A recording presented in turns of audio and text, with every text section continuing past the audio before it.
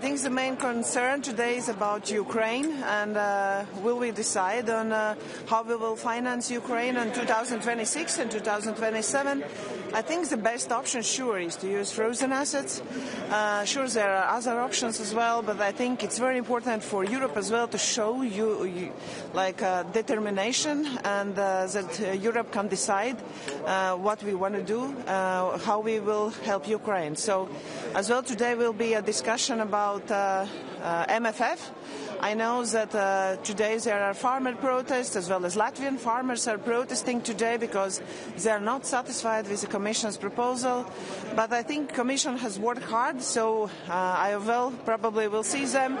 And we really understand that our farmers want something differently, but today it's just the beginning of the negotiations of MFF, so I suppose there will be still a lot to discuss.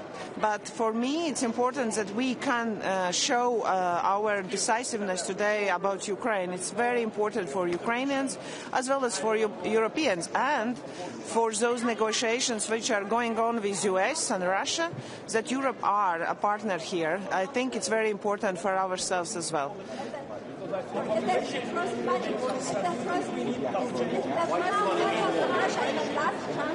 Sorry? The last chance for Ukraine? Is not the last chance for Ukraine, but we really have to find a decision.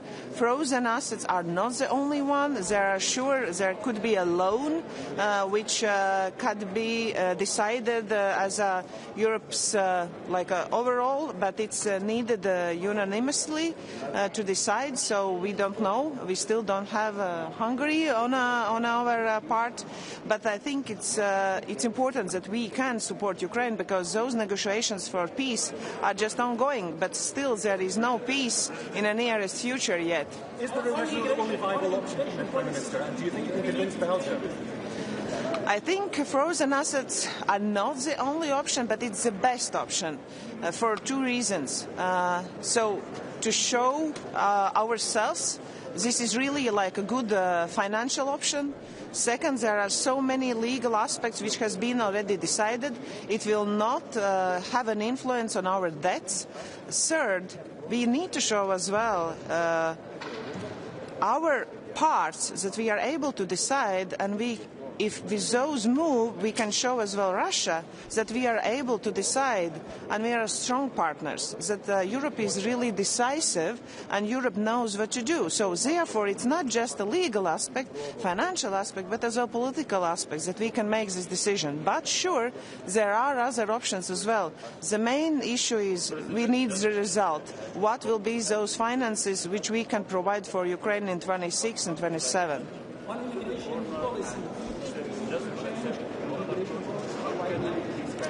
I think yes, as well for Latvia as an eastern border country. This week we had an Eastern Flank Summit in Helsinki, because we have been seeing hybrid attacks on our borders constantly since many years already, and we we really think that Europe needs to think differently on migration policy.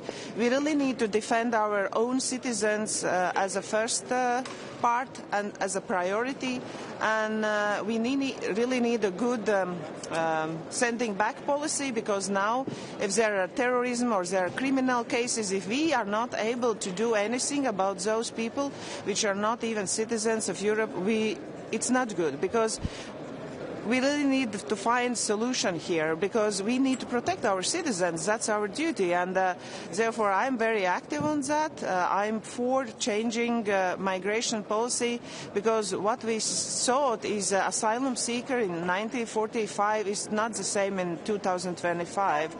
Enlargement also on agenda.